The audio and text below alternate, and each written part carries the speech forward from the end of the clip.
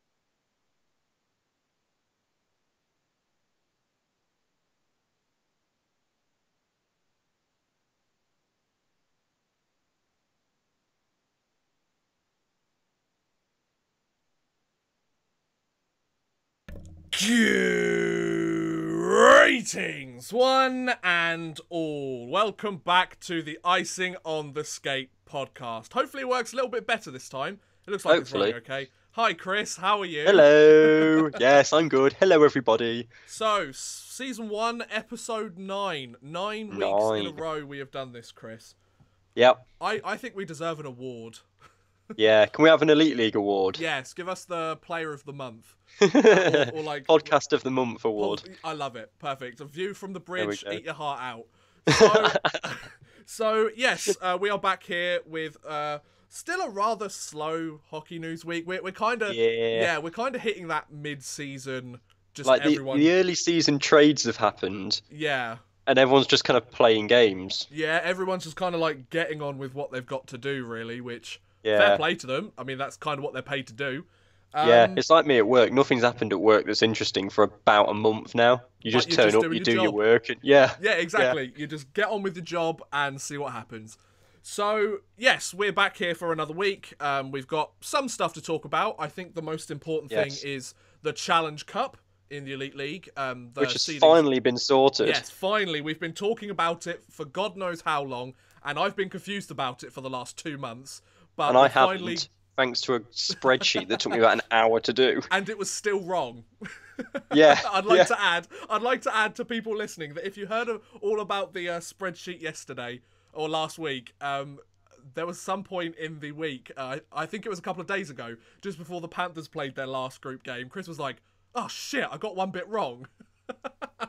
Yeah, he spent an hour on it and still got it wrong.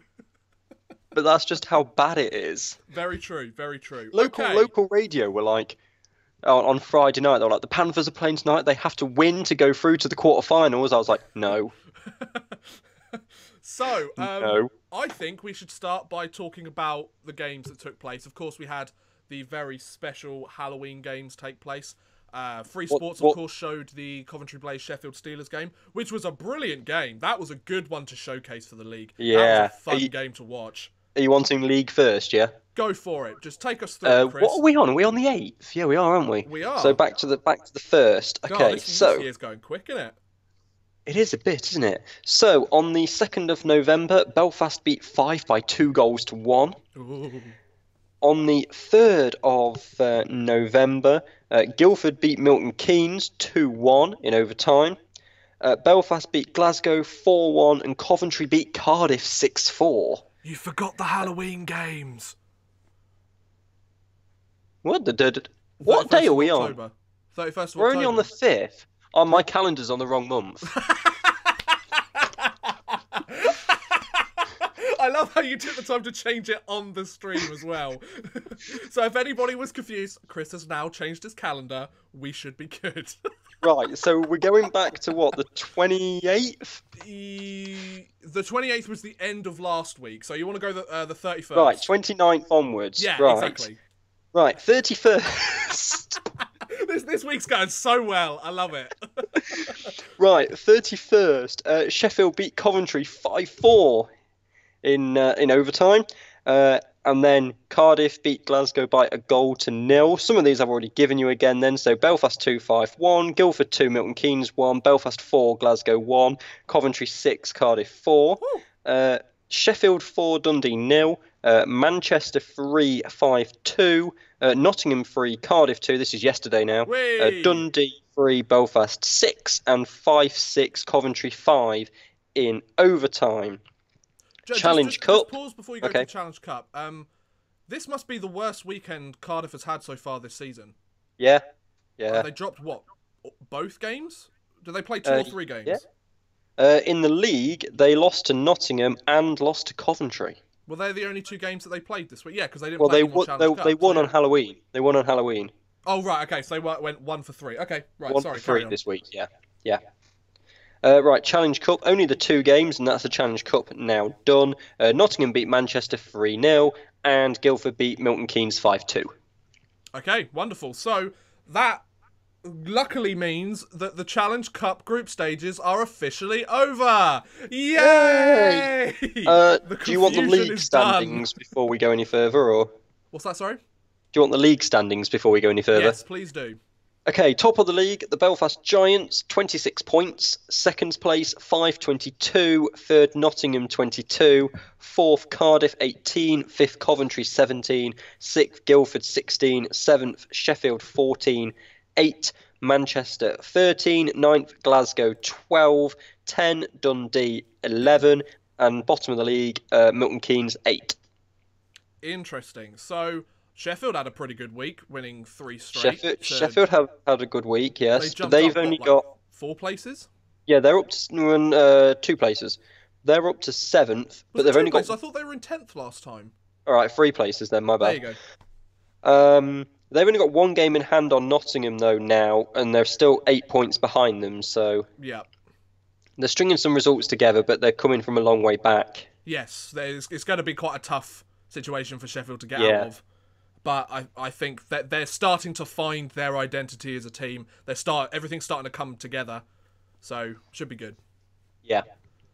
Guildford had a good week in the league. They've won their last 4 straight. That's pretty good. Guildford, the team that no one wants to face. I feel, especially in the Challenge Cup. Yes, perhaps. So. Yeah, Guildford on 16 points, like you said. They're only 1 point behind Coventry. Like the middle of the table's still very close, just as much as the top of the table is. So, of course, we're not even 20 games into the season yet. There is still everything to play for, I would argue. Yeah, I mean, the games in hand make everything really kind of messed up. Yeah, of course. Yeah. Cardiff have 6 games in hand on Nottingham. If they were to win those, they're on 30 points. Yeah. Yeah. Coventry would overtake Nottingham with their games in hand, as would Guildford. Yeah. Manchester wouldn't, so just be Cardiff. So Panthers would drop to 6th. Yeah. And I mean, Belfast have won their last 4 straight games. They're playing incredibly well. Yeah. Fife and Cardiff have slowed down a little bit, but I mean, not a huge amount. They're still very much in competition for those top spots.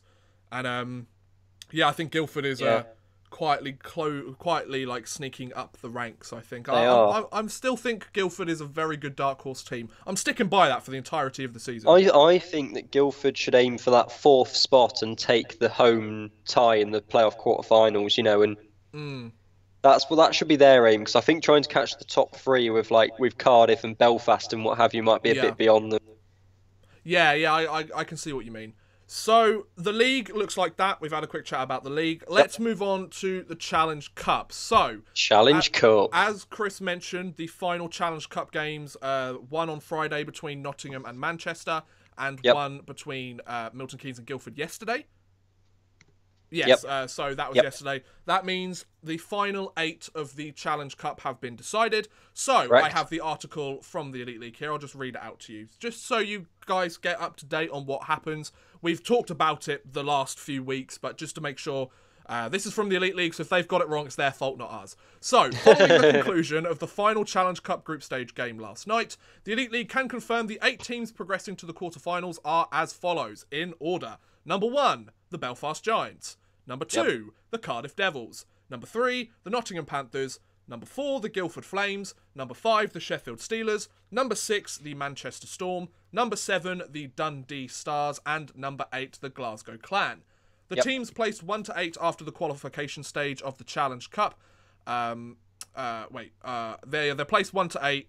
And they play in the quarterfinals of the Challenge Cup in a 2-legged aggregate scoring series, with the overall winner of each series progressing further to the next round. By finishing ranked first after the qualification stage, the highest seeded team, so the Belfast Giants, has earned the right to choose its opponent from the teams placed between 5th to 8th. So, essentially the way this works is Belfast will pick either Sheffield, Manchester, Dundee or Glasgow, who they want to play in the quarterfinals. Then Cardiff will get to pick next, and they get to pick whichever one they want that's left. Then Nottingham will pick, and then Guildford will have the last team that's available. So whilst being 4th is great, because it's like you're in the top half, you don't really get to pick your opponent. But being 4th, you still get to choose if you play home first or second. Yeah, so there is that advantage. However, you might not necessarily get to choose the team that you want to play. Yes. And just so you guys know, the draw for the quarterfinals will take place tomorrow. Midday. I see that. Yeah, that's They tomorrow, announced Tuesday. it was midday, yeah. Is it midday? It was midday. Okay, and it will be streamed live on the EIHL's Facebook page. Yes. So if you want to go and have a look at that, then do that. Chris and I are thinking about maybe putting up a video tomorrow, just sort of our responses to the... Yeah, I'm at work tomorrow, so I can't do it like live, but we'll do it in the evening. Yeah, we might do like a post reaction to the challenge. Let us know if you want to see that in the chat. I'm sure we could get something figured out. So yes, that is how it looks. So Chris, we've had a little bit of a chat away from the podcast as to who we think is going to pick who. So why don't you take us through your prediction on who you think is going to be matched up against each other, and then I'll see if mine's any similar. Yeah, so you've got Belfast, Cardiff, Nottingham and Guildford, who can pick from Manchester, Sheffield, Glasgow and Dundee. Yes. Now, Belfast get first pick. Yes. And even though they've played them in the group, they're going to go for Dundee or Glasgow, because Belfast aren't going to want to pick Sheffield or Manchester. So I think you're right. I would say that they're not going to pick Sheffield, because Sheffield, they've had a bad start to the season, but they're starting to build some momentum now.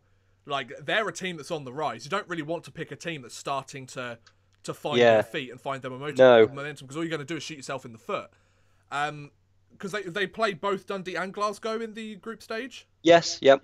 And I'm pretty sure they annihilated Dundee like every single time. Yeah, they won both games against both teams, because they won every game in the group stages. So they beat Glasgow 4-3 and 6-4. They beat Dundee 4-1 and 4-2. So you would think they'd take Dundee. Exactly, because their team just... a team, they seem to play better against Dundee. Because, I mean, you could also argue that Glasgow is a stronger team than Dundee, and I would agree to an extent. So I think if Belfast are smart, they'll go for Dundee. I wouldn't be surprised if they took Glasgow, because they were good against them as well, especially in the group stage. So they've already had that experience of playing them in this group stage and being against them. And like you said, they've beaten both teams with pretty decent results. Like they've put up like 4 goals a game against both of those teams. So either of them shouldn't be too much of a problem for Belfast, but I would go with Dundee. And it sounds like you would as well, right? Yes, I would. And I think Cardiff then in second will pick whichever one of Dundee and Glasgow Belfast hasn't. Couldn't agree more. Yeah, because I can't see Cardiff wanting to take a Sheffield or a Manchester. The only when way they've got the choice. The only way I could see that happening is if they wanted to knock out, say, Sheffield, because now that happened last year. It was interesting because if I remember correctly, Sheffield had like second choice. And they picked Panthers because they knew they'd sell the arena out and get more money from it than if they picked like a Dundee. Yes. So you might see a surprise like that, but I think for Cardiff they want to, they want to have a deep cup run again, and I think they'll go for whichever one of Dundee or Glasgow. Belfast don't. I think it will be Glasgow because I have a hunch that Belfast will go for Dundee. I agree. I guess I guess it's a question for the Devils if this position where Belfast picked Dundee or Glasgow turns out. Of course, we don't know, but that's the likely thing to happen. I guess it's a case of, do they want an easy trip to the next round? Do they want to make it as easy for them as possible, or do they want this round to be as competitive as possible?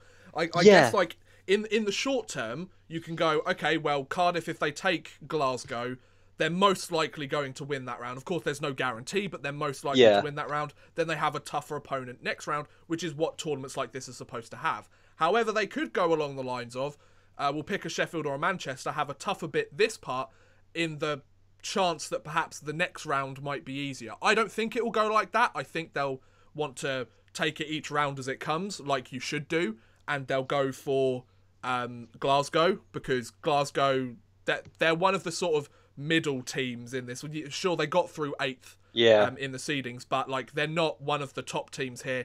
And they're definitely down towards the bottom, because the bottom teams have already been eliminated from the group stages and everything. So Glasgow are kind of one of those middling teams in the league anyway. So I'd expect a team that's been as successful and has such a strong roster as Cardiff to go for a team like Glasgow, or Dundee if Belfast pick Glasgow. Yeah, the thing with Cardiff is that the money doesn't matter to them, in the sense that their arena is a lot smaller than Nottingham and Sheffield, so they'll sell it out regardless. Yeah. They almost always do. So then that leaves you with Nottingham in third, and they're going to have Sheffield or Manchester left, both of whom they played in the group stages, both of whom they won one, lost one. So there's no real... Like, would you want to go against a Sheffield? I don't think you would. I mean, you beat Manchester 3-0 and lost in overtime to them. Sheffield, you lost in regulation and you beat them. I mean, Nottingham won the aggregate of those 2 games against those two teams in both instances. So Nottingham have come out on top against either of those.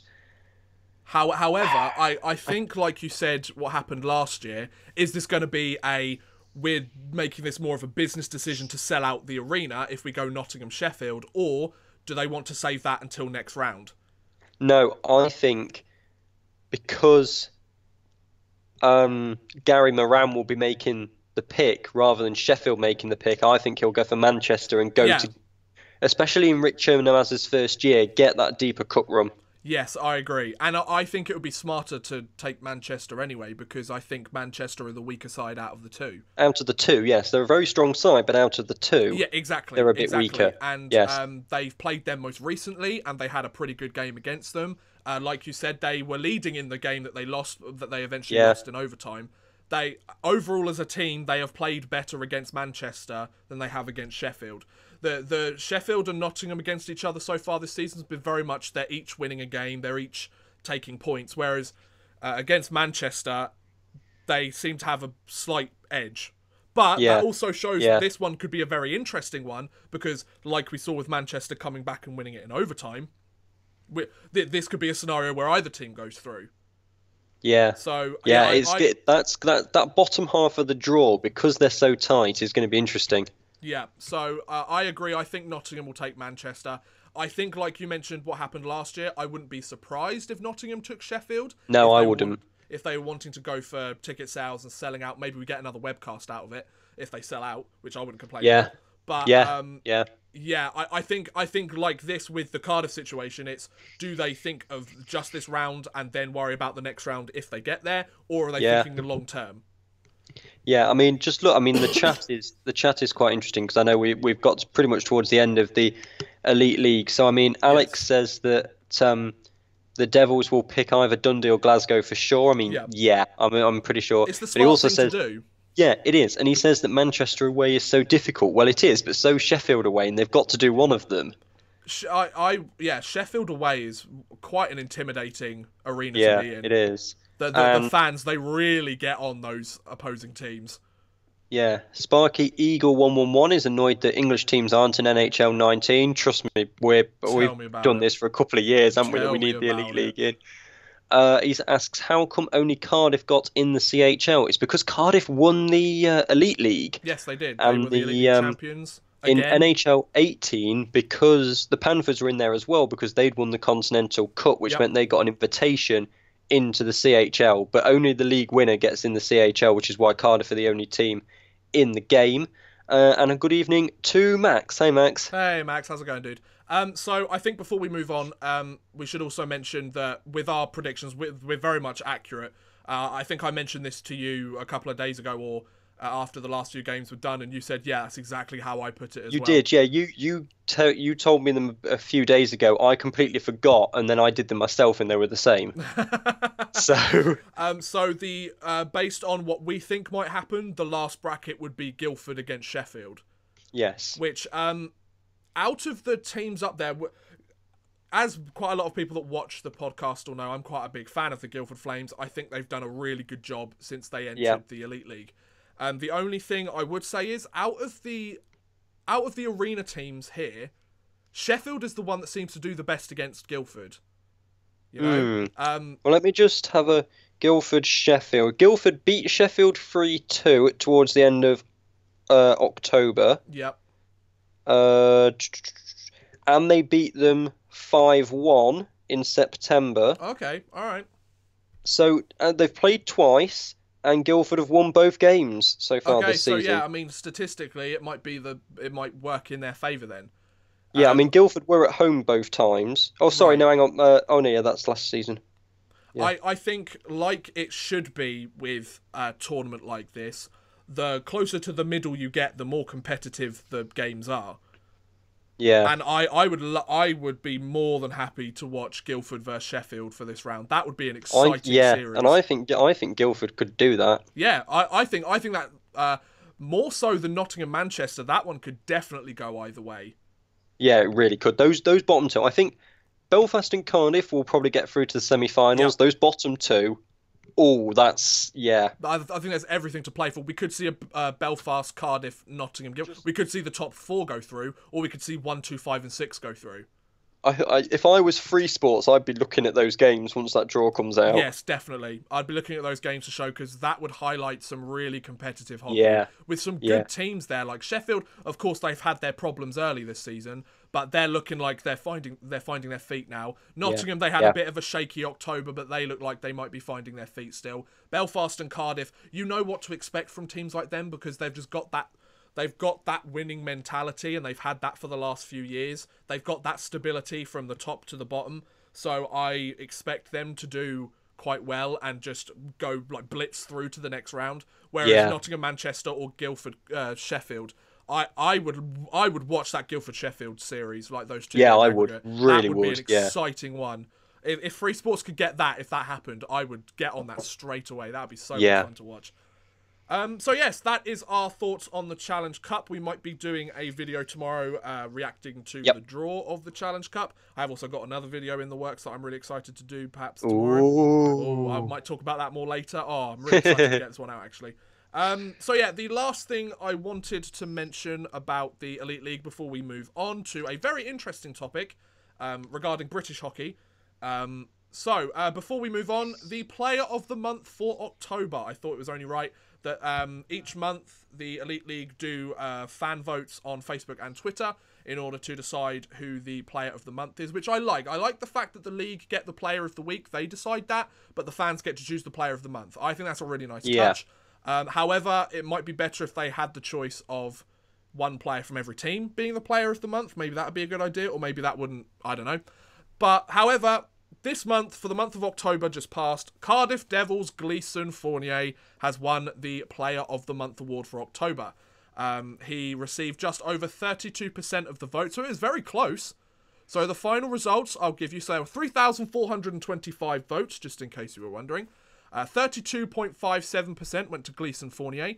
26.53 went to Pat Dwyer of the Belfast Giants, so very close. 26.03% went to Paul Crowder of the Fife Flyers, and 14.87% went to John Dunbar of the Guildford Flames. So Fournier joined Shane Owen as the second player of the month to be voted by Elite League fans. That's a very close vote, though. Yeah, it was. I mean, Fournier's done well. These past few weeks. I mean, that's matched with the surge of Cardiff. I say surge. Yeah. I mean, they've been. I mean, kind of up the league because obviously they were way back, having done the CHL. Yeah. So yeah, I mean, you never want to come up against a well-functioning Cardiff, do you? No, definitely not. Well, I mean, Nottingham might do. Well, yeah. Nottingham are the only team that have beaten Cardiff more than once so far this season. Cardiff have taken 3 losses, 2 to Nottingham and 1 to Coventry. So yeah. It's very interesting that, and 2 of them were this week. Exactly, Nottingham struggled against some of the, for want of a better word, bottom feeders of the league. Yet they go up against bloody Cardiff. They managed to whack out 2 wins. How does that work? I know. How does that work? But anyway, because it's Nottingham. That's just what they do. Yeah, they just don't make any sense. No rhyme nor reason to their methods. Yeah. So yes, Gleeson Fournier, the winner of the Player of the Month. I think it was a very close vote, and I think John Dunbar should have got more votes. Of course, Guildford Flames, they're doing really well. I think it's easy to take a guy off the Cardiff Devils or a Belfast Giants or a Fife Flyers for that matter, because they're top of the league. But maybe a team that John Dunbar is one of the primary reasons why that team is starting to move up. It's like picking a Ben O'Connor, for example. Like the fact since he's come back. Yeah, he had a great comeback, didn't he? He scored that out. But what was the Cardiff netminder doing in that overtime goal? I mean, that's the first thing that I said to you. The Coventry Blaze netminder in that overtime came up to the blue line pretty much. There's being aggressive as a goaltender, and then there's being ridiculously aggressive as a goaltender, and I think he was more into the latter category. So, there you go. Yeah. Anyway, moving on from the Elite League, we're going to talk about the NIHL now. We will. I'll just cover the chat before it goes to home. Because a good evening to Chris Litz, who says, as a Swede that only follows the SHL and the NHL, I'm not sure why I tune in every week and listen to a discussion about a league I know nothing about, but it's fun. Keep it up. Thank you, Chris. It means you're learning about a new league. Yeah, exactly. Sparky Eagle says if the Manchester Arena came back, it'd be 21,000. Not viable. They would never fill it. No. It would never be. It would never be all that. Boston B says good evening. Hey, Boston. How's it going, dude? And Joe Kelly's here as well. He says he's happy it won't be Shane Owen for the 5th week in a row. I try to be like Joe Kelly. Sparky Eagle asks, how do you vote? It's on Facebook, isn't it? Facebook and Twitter, and then they take the 2 results and combine them. Yeah. A good evening to Andy T. Hey, Andy. How's it going, dude? And Alex says, don't start the Ben O'Connor stuff again. We won't. We're moving on. I saw your tweet about that, and it made me laugh, I've got to admit. So, moving on. We've got an interesting story here that I've...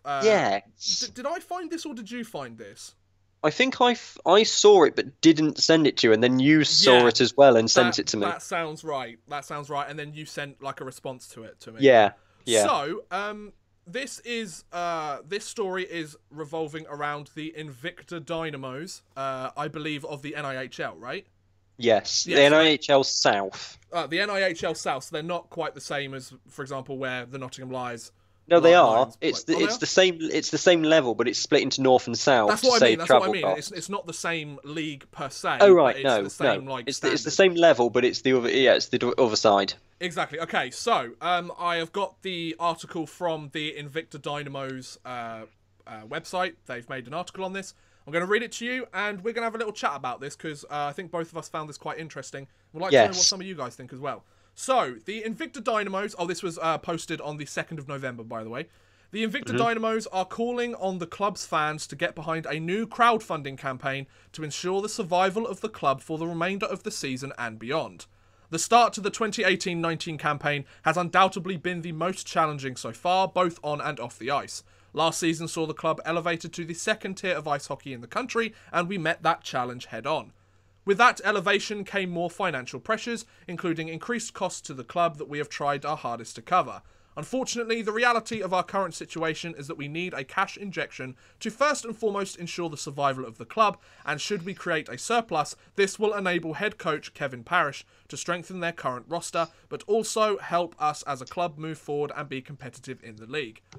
To this aim, we are launching our crowdfunding campaign to enable supporters to get behind their club, buying into packages that will see them rewarded in return.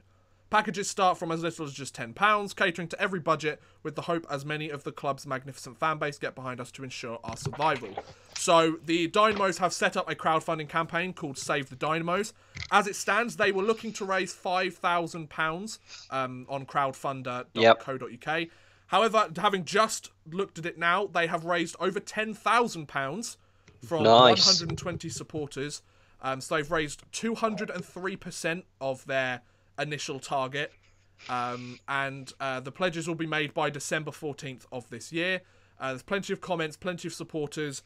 They have some of the rewards, I looked into this, some of the rewards include getting to be on the ice with the team and the management and the rest of the donors during their home game on the 23rd of December, and they're going to take a really nice picture and print it and I think have it signed perhaps, and then sent out to all of the people that donated. That's what you get for the £10 reward. The £20 reward, you get that as well as a hat or a scarf. The £30 reward, which is sold out now, you get the chance to take part in their raffle for 10 pre-named home, warm-up or away jerseys. Probably because they only had 10 jerseys, they could only have 10 people do it. Yeah, pretty much, I guess. And you also get to be part of the photo. The £30 reward, £30 or more reward, sorry. They have two £30 rewards, interesting. This one had potentially 200 people to claim, 21 people have. You get a choice of a hat and have a picture taken with your favourite player that's printed and framed and be part of the photo. Then we have a £50 tier. I'm not going to go into all of them. £50 tier. Yeah. Present the man of the match beers. £100 or more, present the match beers to home, receive a home or away jersey as well. £150, you get a complimentary match day ticket and like a VIP stuff. And there's one £250 reward for one person where you get to go and play golf with the head coach and somebody else, which I assume is either the captain or the star. And you get to basically go to this really nice golf place, the London Golf Club. And yeah. Yeah, that's a really nice club. And go and have your picture taken as part of this. So, most of the rewards, are the £10 or more reward by the looks of it. There's 6 people that have claimed the £100 reward. 5 people have claimed the £150 reward out of the possible 10, and nobody's claimed the £250 reward. So this is a very interesting situation. It is. I guess this brings up the whole conversation of, with the cost of the cost of having a hockey team in England isn't cheap. It's not cheap anywhere. But of course, a situation in England where it's not exactly the most well-documented, well-publicised sport, with the biggest crowds or arenas, having to pay for stuff is quite difficult, especially when you move up a league and stuff like that happens. And of course, that brings into the question the whole crowdfunding from your fans and asking your fans to essentially help pay to keep your team running. So, Chris, I'm kind of curious, especially because you've got a kind of perspective of how, to an extent, a hockey team at this level runs. Yes. Where do you sit on this? And I should also mention, feel free to let us know what your response in the chat. Would love to hear what you guys think as well. So as you said, I'm in and around the EIHL quite a bit, and having spoken to quite a few teams and general managers and that sort of thing, you're looking at around 40,000 a year. Right. Okay. That's just to run the club. That's in terms of coaches and hiring the rink and, stewarding when the rink is yours and all the rest of it and all that good stuff. It's essentially to get the original thing on the ice without any extra cost. Yes, and you have to pay to register your players every year. Interesting. It's something like 120 quid a player to register to be allowed to play. I think it's something around that. So is that paid by the players or is that paid by the team? It depends kind of which team you're looking at. Sometimes it's the team, sometimes it may well be the players as well. The players that do all their own equipment, so there's none of that. Yeah.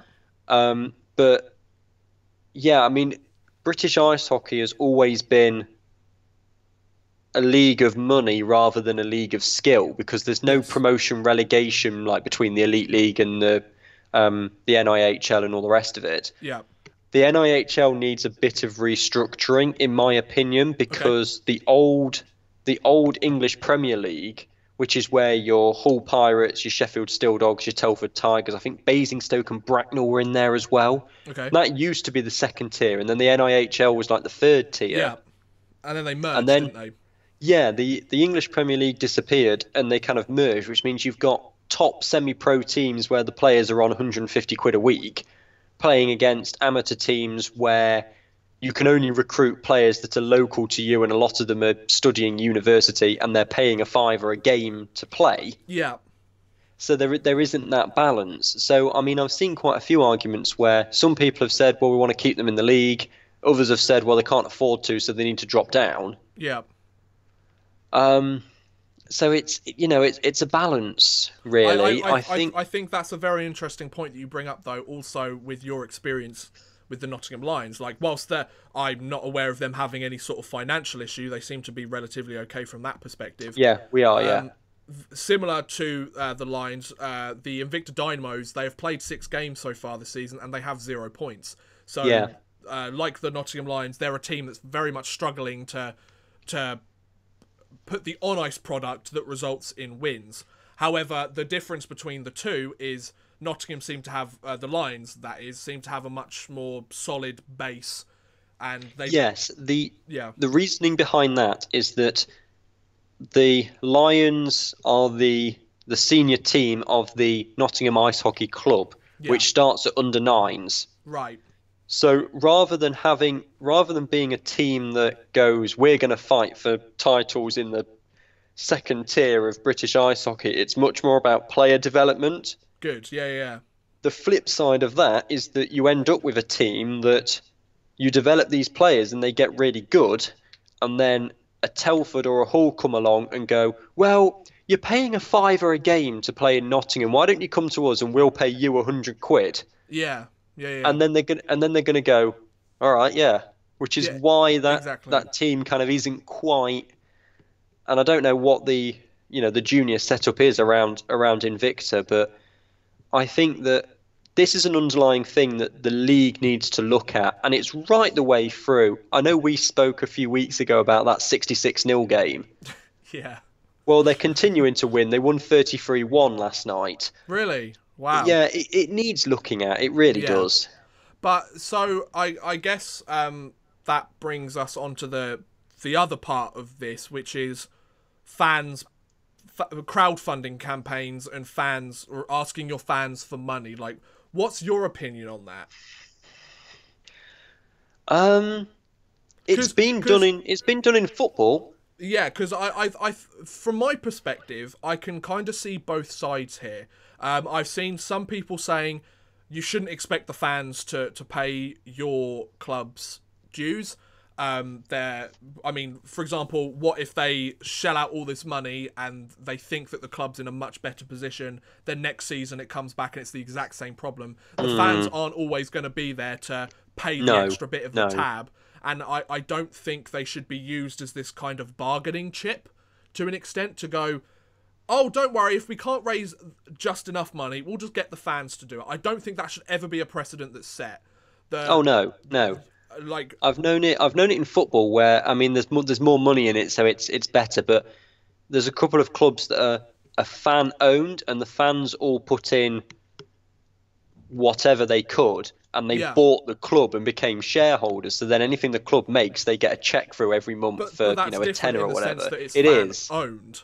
It Whereas is to save I don't know the ins and outs of the Invicta Dynamo's organisation, but No, I don't. I don't believe it's fan owned. If it was, then that's different. But I mean, there's been crowdfunding for products. There's all in a sense, it's a product. yeah, exactly. You crowdfund and you get the Invicta Dynamos. Yeah. It's no different. I mean, in my work as a writer, there's a lot of this company will go, right, we want to make this product, but we'll only do it if we can raise so much. Yeah. So then you crowdfund to get the product. Yeah, exactly. It's like we have this really good crowdfunding. Essentially, from what I believe, the sort of main idea of it was, or the main sort of inspiration for it, was these people that might not necessarily have the audience where they are at this moment in time. Yeah. To go, look, I have this really awesome idea. I just need the support from other people to get it off the ground. It's kind of like a Dragon's Den, but with normal people with the money. In a sense, yeah. So Spark Eagle says jerseys are a lot. Well, yes, they are. They are. They are. I have 6 of them now. What else we got? Problem. Yeah. Boston B says he feels as though it's a very similar situation as the Edinburgh Capitals, though they didn't turn to their fans for help. There's that money thing again. They didn't have the money. I mean, they had a bad season, yes, but I probably would have looked. I probably would have been very disappointed in the Edinburgh Capitals if they'd asked the fans for money. I think there's a difference between an NIHL team doing it and an Elite League team, because an Elite League is a professional team. There is that. Like, an Elite, they've got like proper accountants and everything, haven't they? Exactly. Like a lot of the NIHL is a lot of the NIHL is volunteer. People give up their evenings, their what have you. I know the Lions, the only time we can get the ice, it's 10 o'clock on a Thursday night for training. Yeah, exactly. I just think if we're trying to show the Elite League as a professional hockey league, it's got to be run as a professional hockey league. And crowdfunding for a fan that's had a really bad experience and wants to do something or other, that's fine, because that's based around the fans and the supporters raising money for another fan or supporter. But I think if this happened in the Elite League, I'd be like, no, you shouldn't do that. It's just not right. That's the same as any other business going, well, we've messed up, but we'll keep being a business if you give us money. Yeah. It's kind of, Joe makes an interesting point. He says maybe the larger teams should be funding the future of our sports, like the Panthers donate and help out with the Lions, maybe even promote them at games. The Manchester Storm really do a good job with their NIHL team with great promotion. I'm not getting into that. I've done it before. We mentioned that a couple of weeks ago. Especially in my position with the Lions, I'm not getting involved with essentially the long and short of it is we agree. Whether it'll actually happen or not, that remains to be seen. And Spark Eagle says, too bad you don't vlog English ice hockey games. Well, I'm commentating them, and Old Man just lives too far away to go to them, really. But I have done several of them. Yes. Last year when you came up, actually. I vlogged my playoff quarterfinals weekend and the trip to come and see you. So yeah. So there are some vlogs on my channel. If you just search vlog in my videos, you'll find a few of them there. And I'm sure you'll enjoy them because they're wonderful. I'm just so funny. But yeah, the Invicta Dynamos. If you guys are interested in wanting to support them, where it sits with me is I can see where the team is coming from, especially if the fans care that much about this. Essentially, they could have gone, we're having real bad financial problems, just stay tuned. And if a load of fans have gone, set up a crowdfunding campaign, we want to support it, then that's different. If the fans had started it, that would be different. If it had come from the fans, then I'd be like, this is a great move. I love it. I love the fact that the fans have taken the incentive. They care so much about their local hockey organisation that they want to try and raise money to keep them afloat. Whereas this just feels more like one of the staff have come in one day, or they've been sitting there in a boardroom and going, what should we do? Oh, hello. What's going on here? Oh, my connection's poor. That's helpful. Well, my connection's fine and the stream's still going, so I guess we've lost Chris for a minute. I guess I'll keep talking and maybe he'll turn up again. Maybe he won't. Who knows? But essentially, where I think it sits is I really do think that this should have come from the fans as opposed from the team. It kind of does feel like I was saying that they all sat in a boardroom and gone, how do we sort out this situation? And one of them just goes, crowdfunding? There you are, Chris, you're back. Hello. Oh, I've lost him. What? Hello, Chris, you're back. This is Hello. insane. What's Hello. going on? Hello. Okay, I don't think he could hear us. I mean, Well, I can hear you. Oh, there you go. You're back. Hello. I could always hear you. I don't understand why you suddenly couldn't hear me. You said your connection was really poor. I'm not even doing anything. I don't know. It's just what Skype said. I don't know. But anyway, No, I could still hear you through all of that. Interesting. So if you guys want the link in order to go and help the crowdfund campaign, do feel free to let me know in the chat, and I'll stick it in the chat for you. I can read it out here. It's www.crowdfunder.co.uk/SaveTheDynamos. I don't have any problem with kind of promoting it on here. If you want to help a small scale or a lower scale hockey team keep afloat, I don't blame you. I mean, the more hockey in this country, the better.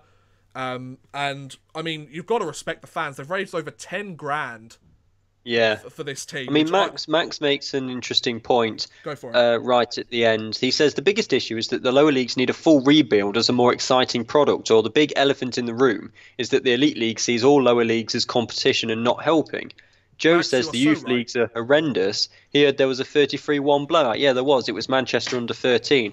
We spoke about that at length a couple of weeks ago. You can go back and listen to it about why they're in that league and all the rest of it. Yes. But yeah, I mean, the problem is the EIHL is competing in a lot of places, like Sheffield with the Steelers, Lions with the Panthers, all the rest of it.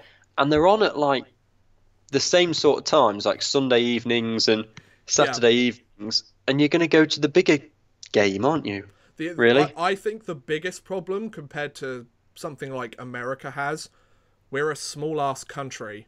There is that as well. So you're only going to really appeal to the people that live close. Like for example, bigger density of teams. Exactly. For example, if you're a Dallas Stars fan and you live right in the south of Texas, the only team you're going to go to is the Dallas Stars or the Texas Stars. You know, like... Whereas if you live in the Nottingham area, there's like 12 different teams you can go and visit. Yeah. But and they're all within visiting range in a day. Exactly. And you don't have to make a weekend. If you live in Dallas, you've got to make a real weekend of it to go and see them in Vancouver or Toronto. If you're not a fan and you want to go and see them play Cardiff, you just go. Yeah, to a 6-hour flight or something just to get from Dallas to the top of Canada. Like that's a much bigger commitment. That's why and because it's a bigger land mass in general anyway, the United States and Canada, you've got the situation where you can stick a team right in the middle of nowhere, and the sort of a larger radius of the surrounding area might go and watch them. Whereas here, we don't have the space for that. I mean, if you're just outside Nottingham, you're almost closer to Sheffield. Yeah, exactly, and I think that's why Belfast do quite well, because they're the only kind of team in Northern Ireland. If everybody wants to go and watch a team, if you're in Ireland, you go to Belfast. You've got to go to Belfast. Same with Cardiff in Wales. Exactly. Because the nearest one to Cardiff is, well, it would be Coventry, wouldn't it? Yeah. But I mean, I'm a Panthers fan. From where I am, just outside Nottingham, I can get to Coventry in an hour. I can get to Sheffield in an hour. I can get to Manchester in about an hour and a half. Exactly. So it's like there isn't really. You just kind of got to pick your favourite. Yeah. So I mean, there is that problem. So yeah. Anyway, that's the talk about the Invicta Dynamos. Do let me know in the chat if you want the link. I've still got the article up here that I'm reading, so if you want that, let me know. However, we're going to move across the pond, Mr. Chris Gadsby. We are going to move across. We are. We're going to get to America. National Hockey League. My New York Rangers 3-game winning streak. I'm loving it. We're loving life. Oh, well, someone had to let you win at some point. I mean, we beat San Jose, we beat Anaheim, and we beat Buffalo. So not Toronto though. Not Toronto. We haven't played them yet though, so give us a chance. No, I know. The team isn't really doing well without Austin Matthews though, so come on. That is true. That is true. I'll just run through the league standings. because I always do. So, in first place, still the Nashville Predators, 22 points in 14 games, a record of 11-3-0. That is a wonderful record. 3-game winning It is, streak. and it's really helping me in fantasy. I can imagine. The Tampa Bay Lightning, they have 21 points. The Calgary Flames have 19 points for third place in the league. Tied fourth are Minnesota, Toronto, and Vancouver, all with 18 points. Then with 17 points, we have Edmonton, the Islanders, Winnipeg, Colorado, and San Jose. Then with 16 points, we have the Dallas Stars, the Boston Bruins, the Montreal Canadiens, and the Buffalo Sabres. Then with 15 points, we have Pittsburgh, Columbus, Chicago, and Anaheim. Then 14 points, we have Arizona and Carolina. 13 points, Washington, Vegas, Philadelphia, Ottawa, and the New York Rangers. Hey, so they're in 26th place in the league. Moving on up slowly. We're moving up, lads. Then with 11 points, we have New Jersey and St. Louis. However, those two teams have played slightly less games compared to some of the other teams in the league. Detroit on 10 points for 29th in the league. Then tied bottom of the league with 9 points, Florida and the LA Kings, which I think... I'm surprised the LA Kings are down there, but I know we're coming on to that in a moment. I think perfectly segues us into the next topic. With the LA Kings, they have played 13 games this season. They have a record of 4 wins, 8 losses, and 1 overtime or shootout loss for 9 points. They've got a goal difference of -17. They are 3 wins and 7 losses in their last 10 games. They've only won 1 game away from home so far this season. The LA Kings decided to make the move that they fired their head coach, John Stevens, and they have replaced him for the interim with Willie Desjardins. So I've got an article up here from the NHL website. I'm not going to read the whole of it. Willie Desjardins has been named a replacement for the remainder of this season, though, so I didn't know that.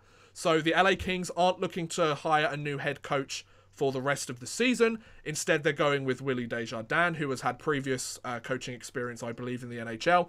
They also fired assistant coach Don Nackbauer, and he has been replaced by Marco Sturm. Though Sturm will not join the Kings until after the Deutschland Cup, because he's got to fulfill his obligations as the coach of Team Germany. Yeah, fair enough.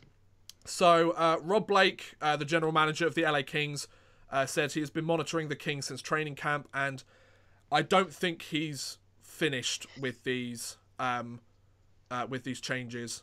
He's looking at the personnel that he's got both on the ice and off the ice, and if he feels any more changes need to be made, then they will. So expect that there might be some trades going on in the next couple of weeks. I'm not quite sure who they would trade. Of course, the LA Kings also had the massive blow that Jonathan Quick, their goaltender, is out indefinitely, I believe. So he's going to be I hadn't heard that. Yeah, he's going to be spending a sustained period of time off the ice, which makes their season even worse. Yeah, so it does. That's not very helpful. I must have missed that. But yeah, I think it was announced a couple of days before the firing. It was at some point last week, definitely. But Willie Desjardins, just so you know, was the coach of the Vancouver Canucks for 3 seasons between 2014 and 2017. So he was the replacement after John Tortorella, I would believe, right? Because Alain Vigneault was there. No, it would have been after Alain Vigneault. I don't know. I can't remember. But he had a record during that time of 109 wins, 110 losses, and 27 overtime or shootout losses. So he's just under 500 for his career. I highly doubt that that's going to change very much, unless they have some sort of absolute spark for the LA Kings. I kind of feel like the LA Kings, maybe they should just write off this season. I mean, if they've lost, making the sacking now makes sense rather than falling so far back and then doing it. Yeah, so if I just put to the divisions, because of course they play in the Pacific Division, they are currently 4 points back from their next place up, which is Vegas, and they are 10 points back from first place. Okay. So now's the sort of time to do it because they're not that far away. Yeah. You've got to do it early if you're going to do it. Especially in a league like the NHL. And I mean, they're only 4 years removed from their second Stanley Cup in 3 years. Like, it's not really that long ago that something like this happened.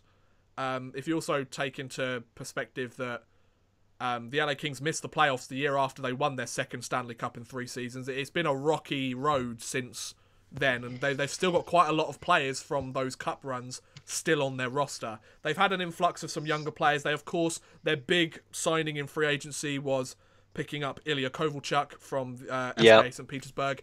He's actually played quite well. They brought him in to add some more scoring. He's certainly got a decent amount of points. I'll just bring up his exact numbers. But yeah, what do you think about this whole situation, Chris? Like I said, it's good they've done it early. Yeah. Doing it early was the key. If you waited until like December or Christmas, you'll find yourself too far back. At least doing it early, if they can make the correct changes, they've got a hope of salvaging something from this season. Yeah, maybe getting a wild card spot. You'd never know. Yeah, definitely. So, Ilya Kovalchuk, how old is he now? He's 35? Yeah, 35. He's 35 years old. Of course, before this season, he last played in the NHL in the 2012-13 season. Go watch my Whatever Happened to Ilya Kovalchuk if you want to know the full story. But in 13 games so far this season, he has 11 points, 4 goals and 7 assists. Okay. So he's living up to what he signed that contract to do. The only thing is he's a -7. However, him being a minus player isn't an unlikely thing. Out of the 14 years he's played in the league, only 2 of them has he been a plus player. Fair enough. His worst being -26 during the 2010-11 NHL season, but he did have 60 points in 81 games that season. So he kind of made up for that being on the ice for so many goals against. Yeah. And he was a great player for SK St. Petersburg. He was the captain for that team for quite a long time as well. So, the LA Kings, it's a very interesting scenario that the Kings have going on here. I'm not quite sure. I think firing the coach was probably the right thing to do. Replacing him with Willie Desjardins, I'm not sure that's the right thing to do because he's not exactly got a winning caliber behind him. John Stevens, who was the now ex-Kings head coach, he'd only been there a couple of seasons. Like he wasn't the most experienced coach, and maybe that kind of worked against him in this scenario. He's got a lot of veteran guys in that locker room. Yeah, I mean, whether having veterans in the locker room and an inexperienced coach was kind of, they didn't listen to him so much, whether his just ideas were wrong for the players he had, I don't know. But as I think firing him at this time, before it gets too out of hand, was probably right. I mean, they've played 13 games, so I think it was about right. I think the biggest problem for the LA Kings is that time has caught up to them. Yeah. The LA Kings, especially during their playoff runs, they were known as a team that were big, that were strong. Well, we discussed this last week, didn't we? Exactly. They were a team that would outmuscle you and basically push the other team around until they scored some goals. They'd get quick to the net. They would barrel their way to get past defensemen to try and get in front of the net for a tip or a screen of the goaltender. The LA Kings were a big, strong, bruising team. However, what have we learnt about the NHL over the last few years? It's a game of speed and skill. And that wins now. It's speed and skill, and it's how fast you are as a skater, how fast you are vertically, as opposed to how strong you are or how well you can fight. We've seen the decline of the enforcers in the league for the last 10, 15 years. So I think this is a sign of the LA Kings have tried to hold on to this core of big, strong, versatile players, but also trying to inject little bits of youth and speed into the lineup with the likes of like Tyler Toffoli, for example, and Derek Forbort and things like that. However, I don't think it's enough. It clearly isn't enough so far this season. I think you only have to look at the signing of Ilya Kovalchuk to show that they haven't quite learnt their lesson. Ilya Kovalchuk is 35 years old. They signed him to a 3-year contract. Yes, he is scoring at almost a point per game pace, which is what he's done throughout his entire NHL career. However, he's not a fast skater. He's a physical player more than a fast skater. He's got good hands. He's got an accurate shot, which is shown by, and he's got a great pass, he's got good hand-eye coordination, but the problem is he's not a fast guy. Most of the players on their roster aren't fast players, which I think is the problem, because all teams have to use is their speed, and then this team is done, and they lose. Yeah. You know? Yeah. So, and of course, Jonathan Quick is a guy that could keep them in some very clutch games. The fact that he's now gone. That's going to make a really difficult situation for the LA Kings. I'm very interested to see what happens with the LA Kings. I hope the LA Kings do well. The LA Kings, even though they beat the Rangers in 2014, which I still haven't forgiven them for, I think they're a good organisation. I don't really have any reason to not dislike them, except for some of the players they might have signed or acquired in the likes of Mike Richards and such, which you can look at my whatever happened to for that in order to see what happened with him. But I think it's a very interesting scenario. How the LA Kings do will be very interesting to see. The Pacific Division is not an easy division this year. I mean, you've got Calgary up in first, Vancouver, who are having an absolute resurgence this year, just like the likes of Edmonton. San Jose are finding their feet. Arizona, you've got Vegas there that have struggled early, but they're looking to kind of pick up where they left off last season. So I think the Pacific Division is going to be a very competitive division compared to some it is, of the and it's going to be a let it unfold type division, because I mean, as we said before we came on air, everyone's just doing what they need to do. They're just playing hockey. Yeah, there aren't really any like huge controversies. There'd be more to talk about if we did this like once a month, for example. But doing it every week, the changes are so gradual that you almost don't notice them sometimes. However, like, you don't notice them, but when you actually go and look at the standings and see a team like the LA Kings are right at the bottom of their division and the league, and they fired their coach, is a very, very strange scenario to see happen. Because we, like, having watched the league since 2011, roughly, like religiously since 2011, seeing a team like LA right down the bottom there just doesn't make any sense to me. No. It's like watching Manchester United at the bottom of the Premiership. Exactly, it just doesn't make any sense. No. We'll see what happens with the LA what's Kings. The chat saying just before we move on? I don't give a chuck. Hey, to Chuck. Hey, how's it going, dude? How's it going, He says that you can't blame the coach if your team is old and slow. LA needs to rebuild, and they aren't accepting it. It'll only delay the rebuild and will make fans wait longer to see the playoffs. You make a very good point. I mean, by the way, I don't give to Chuck. That's a fantastic username. I absolutely love that. Yeah, it's legit like one of my favourite usernames on YouTube at the moment. Sorry, carry on, Chris. If you look at a lot of the youngsters, especially from Europe, the European league is very fast, and that's what's coming into the NHL. Oh yeah. So you've got to keep up with it, and LA aren't. Having sort of like with the historical videos that I've done on this channel over the last like year or so, the sort of big bruising in your face, hit against the board kind of hockey has come from North America. Yeah, like, but that's kind of been phased out now because a lot of the youngsters are coming across from Europe. And because with the different rules that have been put in place and everything that's taken place in the league, they've been focusing on player safety, which they should be doing. Like, player safety is paramount, and it's the most important thing, I think, in the league. I'd rather have safe players than huge blowout games or situations like that, because the safer the players are, the more likely your superstar is going to play in that game, which means the more likely fans are going to want to come and see the superstar play. It's just a very interesting situation. They are definitely a team for their time, and I think it's very clear that their time has moved on. It is. The Sports Boffing 89. Hey, how's it going, dude? He says he's been watching the NHL since 1992 and remembers when the Kings did suck. Neither of us were born in 1992. Oh, you're old. So he also asks what our thoughts are on the Dynamo's crowdfunding. We spoke about that maybe half an hour ago, 25 minutes ago. So when this is finished, you can listen back and you'll see our views on that. Yes, I think we covered it quite well as well. So, yes. Right, Elias Peterson. Yes, we can move on to that, definitely. Elias Peterson, for those of you who don't know, he was a first-round draft pick of the Vancouver Canucks. Was it 2 years ago now? Yeah, he played last year with the Växjö Lakers of the Swedish Hockey League, and he absolutely destroyed the Swedish League last year.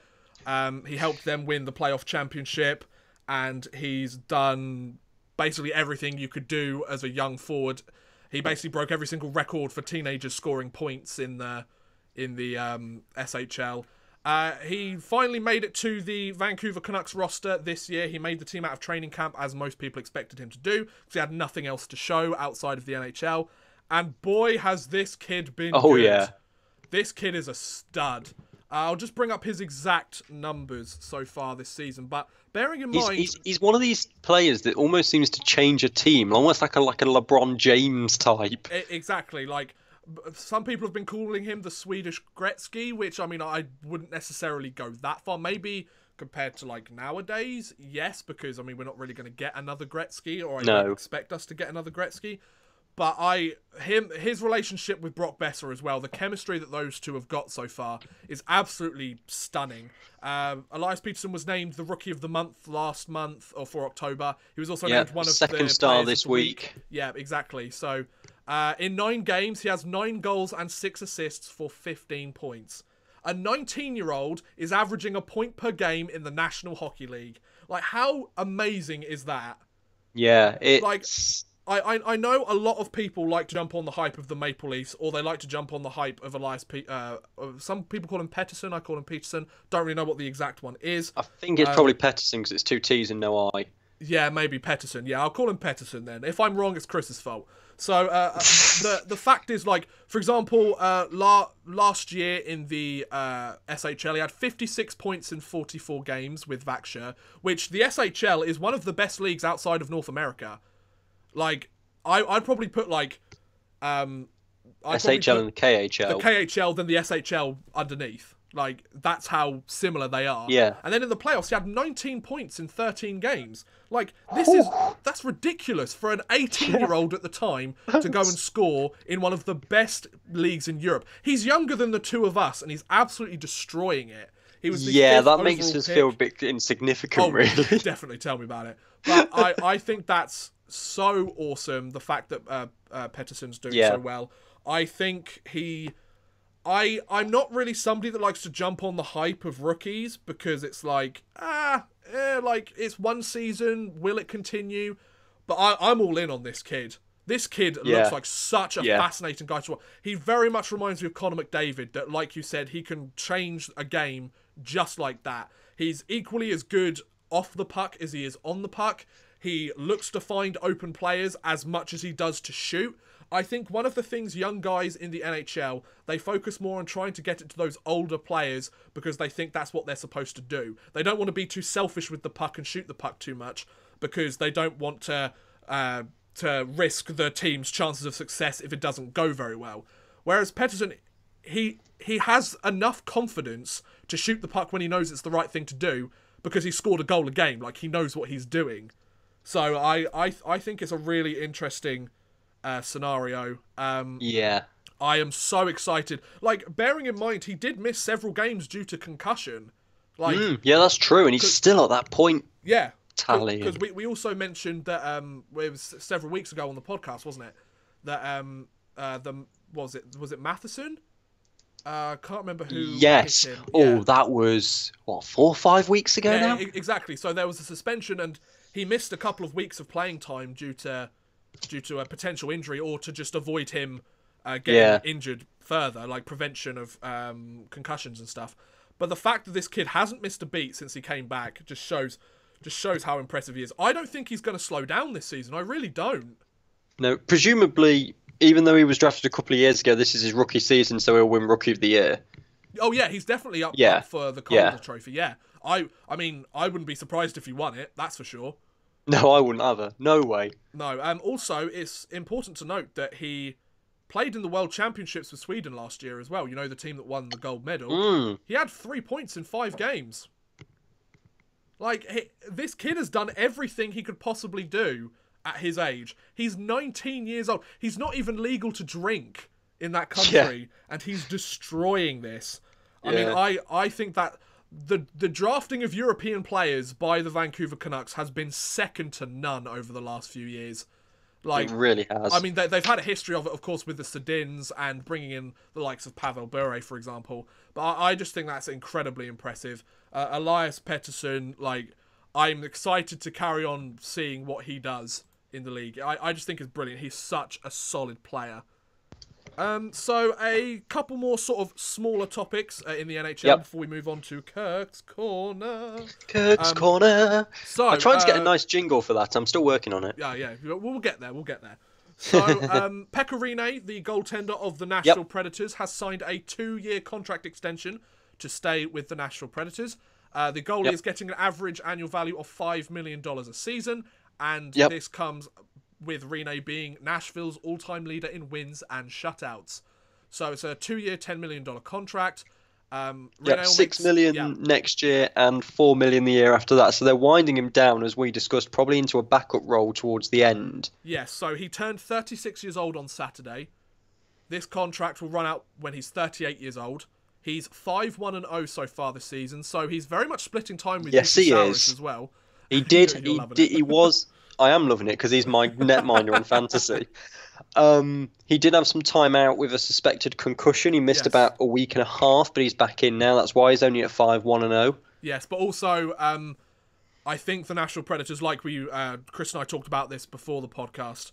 UC Saros, I don't think the Nashville Predators want to lose a guy like UC Saros. He looks like he's a potential starter for the next 5-10 years for the Nashville Predators. He's also learning under the likes of Pekka Rinne. So if everything works out right, this is essentially going to be one of Rinne's last contracts, if not his last contract in the NHL. This will give him the chance to go out with the team that he's played with for so long, the team that he was drafted by, I believe, as well. So yeah, I think it's going to be very interesting to see how Rinne does for the last few seasons. Like 36, he's not getting any younger. He's almost he's very much in the twilight of his career. I mean, he won the Vezina Trophy last season. Year. Yeah, so a 35-year-old to win the Vezina Trophy is a pretty impressive thing. It is. That's the likes of like Tim Thomas, for example. God, that's a name from the past. Isn't it? But so I can imagine by the end of this contract, he will be either equally sharing the net or have transferred into a backup role for the Nashville Predators to allow UC Saros to kind of find his feet. I mean, they might just leave Pekka as the starter, either because they feel like they owe it to him or because Saros isn't quite ready until he leaves. Of course, that's up to Nashville and Peter Laviolette and whatever he wants to do. But Pekka Rinne, 2-year contract extension. Yep. It's a pretty nice birthday present for him, isn't it? An extra 10 mil. It is. So, penultimately for the NHL, before we move on, the Tampa Bay Lightning have signed Yanni Gourde to a big contract extension. A 6-year contract extension, which is worth $31 million, and the forward gets an average annual value of $5.166 million a season. Just under 5.2 a year, isn't it? Exactly. So, I'll just read a little bit about him on the NHL website. He signed this contract. He's 26 years old. He has 12 points in 12 games so far this season. He's currently in the final season of a 2-year contract, and he would have become an unrestricted free agent this season because he's too old to be a restricted free agent, I believe. Gourde was undrafted and was signed by the Lightning on March 10th, 2014. Last season, he set Lightning rookie records with 25 goals and 64 points while playing all 82 games. I didn't realise that Yanni Gourde was a rookie last season. He's a guy that's very much gone behind the limelight and just kind of done his job. Those are some pretty impressive numbers. He has 85 points in 116 regular season games and 7 points in 17 Stanley Cup playoff games. The only thing I have to say about this, Yanni Gourde is clearly a guy that he's definitely clearly a guy that they want to build around as a 26-year-old. Like, he's entering the prime of his career. He's earned his payday. He's taken a little while to get to the league, but he's made it count. The only thing I would have to say is there's another guy that the Tampa Bay Lightning need to re-sign, and that guy is, of course, Braden Point, who's a very good young player for them. He very much broke out in the league last season.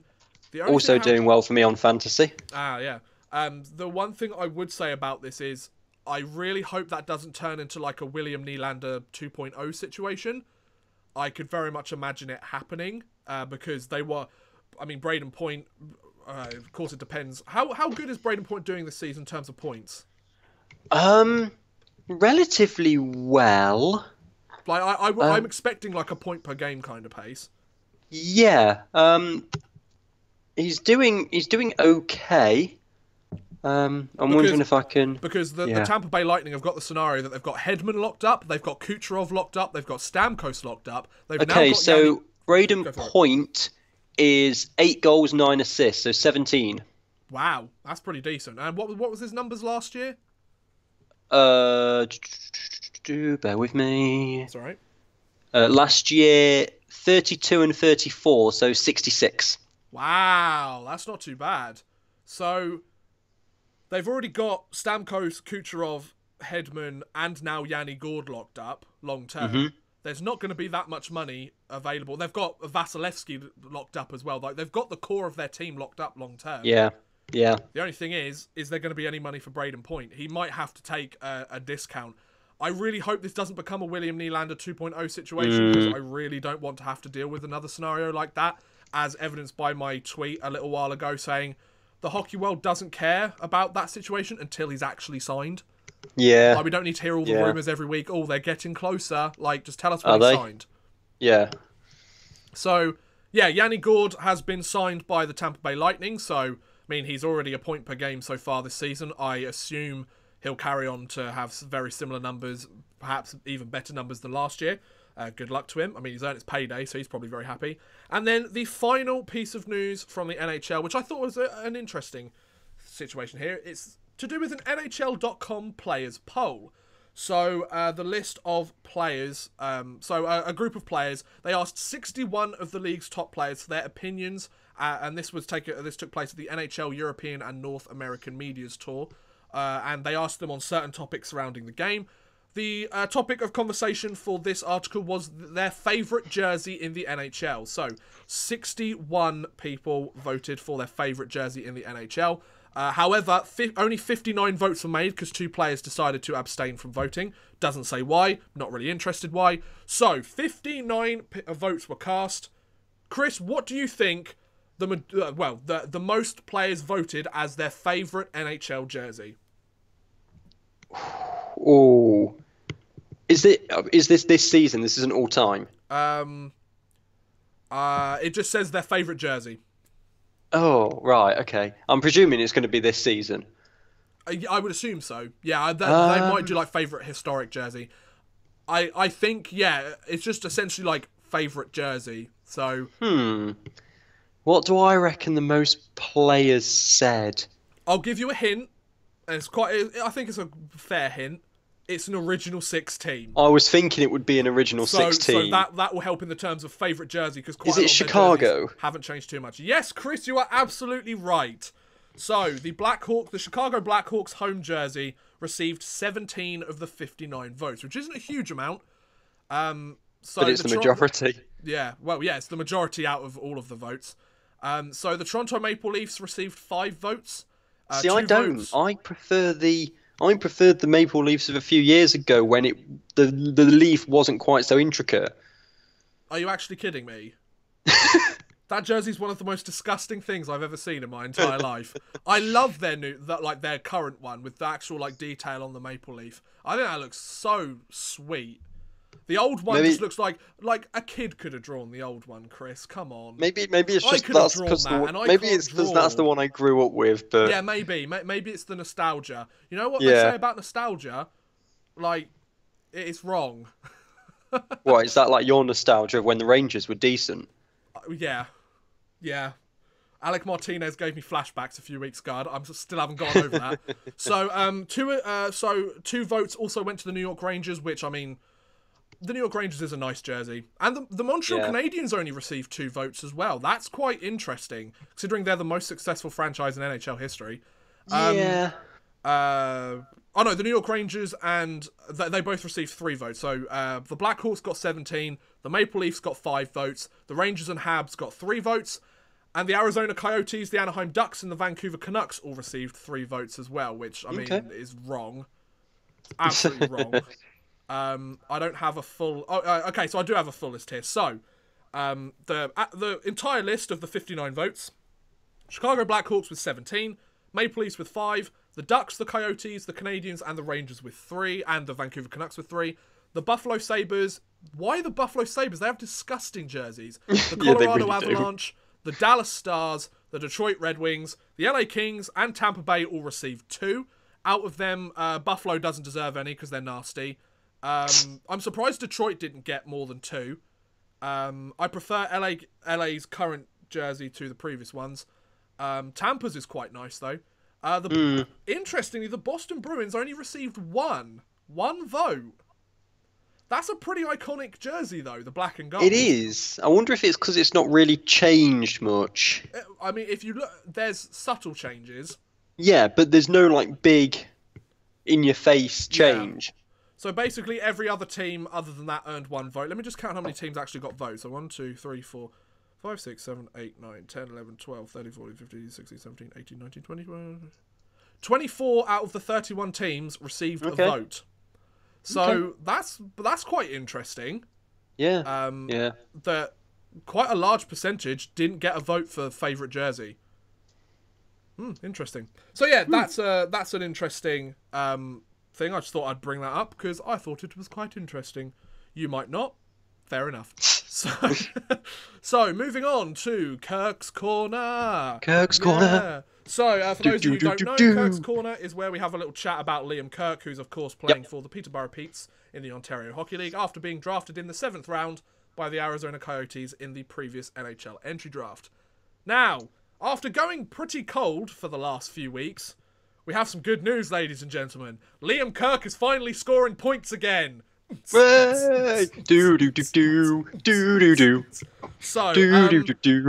Kirk picked up a pair of assists in 2 games. Did. I believe he played 3 games this week, but he got an assist in 2 of those 3 games to bring his total OHL points up to 6 in about 19 couple of really games. nice passes as well. Yes, they were both the primary assists on some very nice feeds to his line mates. He's been playing the second line by the looks of it this last week.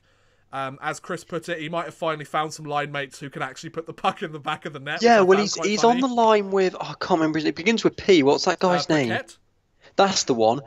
And he's been getting hat tricks and all the rest of it. Yeah. So I think that's going to start getting Kirksey's points up as well. Yeah. So hopefully this is a sign of things to come, that Liam Kirk keeps picking up those points and doing a solid job.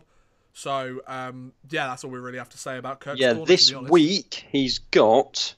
Let me just have a look. You do that, Chris. Teams, Peterborough. Right, he has got the Kitchener Rangers. Oh. That's on Wednesday. Okay. On Wednesday, it's the Kitchener Rangers. And then on Sunday, it's the Hamilton Bulldogs. So only 2 games this week. Interesting. I still find it very interesting that the Hamilton Bulldogs are now in the OHL. Like, they used to be in the American Hockey League. It's just so interesting how things work. So, with Kirk's Corner done, let's move on to fantasy hockey. Yay! Smug face. Yep. So, Chris is still doing very well in the fantasy hockey, but I'm sorry, yes, I ladies am. and gentlemen, that's all going to end this week. Well, hang on. Whoa. You say that. I looked back at the previous 5 weeks, and I have more points than you in every single week. Doesn't matter. You're going down, Chris. So I am up against Chris this week in fantasy, and I'm going to destroy him. 5-0-0. I'm going to destroy him like the scrub he is. So the scores from the previous week, this last week just gone, look a little bit like this. Boom! You can see it right now. Isn't that nice? Look at that transition. Woo! So I was up against the Nottingham Redhawks, who haven't won a single match so far this season, and I won 89-46. Chris with the Nottingham Lions was up against the Shaw Billionaires. Both teams were undefeated. Yeah. However, Chris's Nottingham Lions, they took the victory 110 points to 72. The Toronto Thunderbirds beat the Pyongyang Sucklords 76-63. And, wow, Max, you had a very close matchup. 103-101 against the Beanheads to take his 3rd win of the season. Then the Portsmouth Pirates beat Stanley Yelnats 52-41. The Nottingham Yeet beat the Duncan PlayStations 88-61. The Denver Sports Team beat Habs Suck 83-50. And Trump's Fake Wife beat Clarkie's Infants 69-36.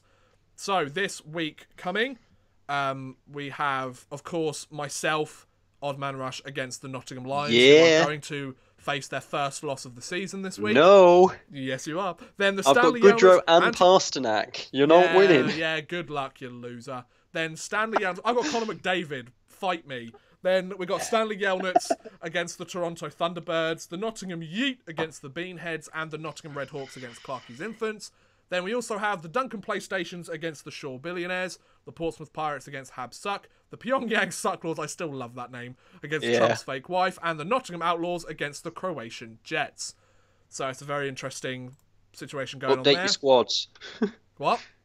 Update your squads. Yes, definitely. Please do update your fantasy squads if you are a part of this fantasy hockey team. I'm going to do it literally right after this stream ends. I did mine before we came on. Oh, there you go. So last week I did it before, you did it after. Here we go. Have a look at yours, because to me it seems like there's fewer.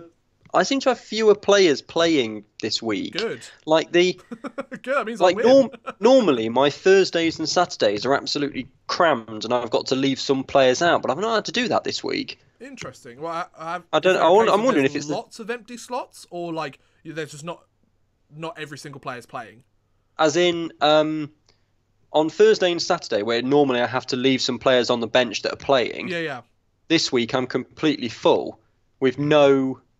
So everyone who's playing is in my roster, so there's less people playing. That's the ideal situation. It is. I'm just curious as to whether that's the same for you, and if there's fewer games this week or what. I can have a quick look now. Yeah, just have a look afterwards. It's not. I can have a quick look now.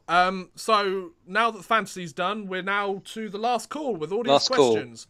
So while Old Man's just having a look at that, if you have any questions that you can get in the next minute or so, we'll kind of rattle through a few quick ones. Yeah, sure. Just chuck in a hockey-related question. Maybe it's something we talked about earlier. Maybe it's something we didn't talk about earlier. So let me just take a look at my team. Max says it came down to Cam Fowler and his massive shoulders scoring all 3 goals last night to drag him over the line. Nice. So what, you're looking at Thursday and Saturday? Thursday and Saturday, really, because the other days are always kind of half empty. I mean, I have... No, Thursday I've pretty much got a full lineup with maybe one player, maybe one spot free, but everyone on the bench isn't playing. And Saturday... yeah, I'm pretty much the same, actually. I think there's just less games this week, perhaps. Yeah, maybe there's a couple less games. Spark Eagle says, do you support Nottingham Panthers? Yes. Yeah, boy. Yes. So, that was a quick one. For the sake of clarity, the Nottingham Panthers are my first team, and the Sheffield Steelers are my second team. Yes, I know, I'm crazy, but it is possible, ladies and gents. It is possible. Oh, it is possible, because the guy I commentate with, Jono, he's a Panther and his wife is a Steeler. There you go. So sometimes love can be found in these scenarios. Do you go and watch games in the UK? When I can. The Nottingham Panthers are about 3.5 hours away from me. Well, no. Nottingham's about 3 hours. The Steelers are about 3.5 hours. Yes, I go and watch the games because I commentate. Yeah, exactly. There you go. So, what are your thoughts on Basingstoke Bison rink issues? There is another meeting on the 14th of November on the team. There is. Ooh. Again, it's a similar thing. Because ice hockey isn't the number 1 UK sport, a lot of the rinks struggle sometimes. Yeah. Especially if they can't subsidise themselves with public skating and stuff. Yes. Waiting for that. I mean, that meeting on the 14th is going to be an interesting one.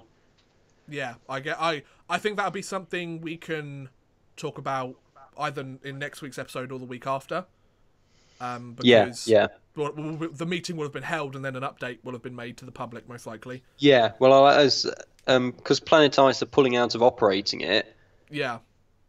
Then you've got to find another operator or it doesn't happen. Exactly. So we'll talk about that within the coming weeks once we know more about it. Because otherwise it'll just be us speculating about most of it. Yeah, exactly. Quickly, Max says, thoughts on the rule goalies have to play the puck or get a penalty? Yeah, so that's an interesting one. I've heard that that's been a rule in the Elite League this season, yet I haven't really seen it enforced. Maybe it's just a case of... I'm not quite sure whether that's I haven't watched a game where it's been enforced, or all the games that it's been enforced I've just seemingly coincidentally not seen. Or is it a case of it hasn't actually been needed to be enforced? I think it's... I mean, I've not seen it either, but I think it's under kind of discretion. If you don't play the puck, but you're able to, Yeah. If someone takes a shot and it's saved into your chest and there's a crowd of players around you, then obviously you're not going to play the puck. Like, Yeah. Sports Boffin says it's been enforced in the NIHL, but I mean, I commentate on the NIHL and I've not seen it. Exactly, and like Max has said, following up from that, it's down to the official's judgment, which I think is where one of the problems lies. Yeah, I think it's like if you get a shot from halfway and you cover it up rather than play it. It's that sort of thing, rather than Exactly. like a shot from the point and it's But it's saved you could, for example, a shot from the center ice line, and then you go down and wait for the face off. You could see why that they might consider that a delay of game. I can understand where they're coming from that. Oh, well, I can. Yeah, But I've just not seen it. I think the game, whilst it is still quite slow in comparison to like the top leagues in the world, it's become too fast that isn't really an issue. The fact that they have to like cover the puck unnecessarily. Oh, excuse me. Maybe that's just me. I don't know. I haven't seen it really enforced so far. So No, I mean, like I say, I've been commentating on games and I've not seen it yet. exactly. So If I see it, I'll let you know. Exactly. Yeah. Well, maybe we'll both look out for it, and we'll have a little counter at the top of the screen saying times used, and it'll be like 1 for the entirety of the season. Probably. Yeah. So one last question from anybody, and we'll probably call it a day. One last question I'm from wearing Spark my Eagles. SK St. Petersburg hat today, just so you know. It's very One nice. last question from Spark Eagle. He says, "Have you ever been at a Sheffield game?" I've been Yes. to many Sheffield games. I've been to several Sheffield games in Sheffield. Yeah. I'm not quite sure They're, which one I prefer, Nottingham or Sheffield. Nottingham. I think both rinks do different stuff better. Yeah. I think the fan interaction is much better in Sheffield than Yeah, Nottingham. may well be. I think the pre-game stuff. I hate the whole whoosh it's behind you crap. I prefer doing Chelsea Dagger than doing whoosh it's behind you. Yeah. Because Chelsea Dagger is just like a top notch, like it's just a banger anyway. So I think like the dance cam and stuff is fine. However, like you get loads of 14-year-olds doing Fortnite dances, which is fun. I love that. Yeah, I mean they're both great arenas. Like they're both some of the best arenas in the country, and they've earned that moniker. So yes. And and final question: when you come into Nottingham, I don't know. I might come around Christmas. I might watch a game at some point. I'm in a few weeks. I'm going to Zurich to go and watch. Come to the Boxing Day game against Sheffield. That might be a good idea, actually. I might look into that. So I'll just round off then Yeah. for tonight with 2 live ice hockey games. Firstly, in Hungary, the Erste Liga, where Dab are losing to Ujpest by a goal to nil. You love it's because you've got flash scores and you're like, oh, look at me, I know all the games that are going on. And also at the World Hockey Challenge for under 17s, Oh yeah. it's Czech Republic 0, Canada Black 0. I just heard a firework go off outside my house.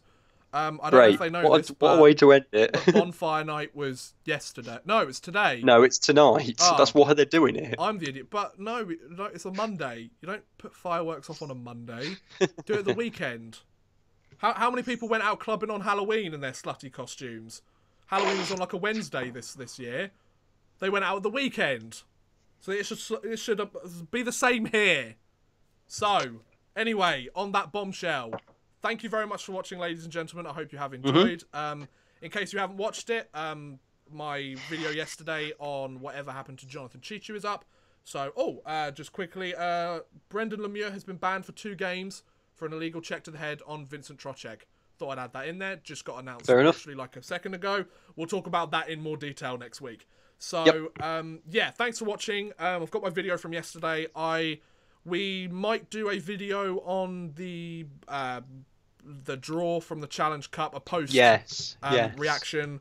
We'll have a little chat about it and see what's going on. If not, I have a really exciting video, hopefully going up tomorrow, that I really hope does well. I think it's an awesome idea, and I don't think anybody in the hockey community is really doing anything like it.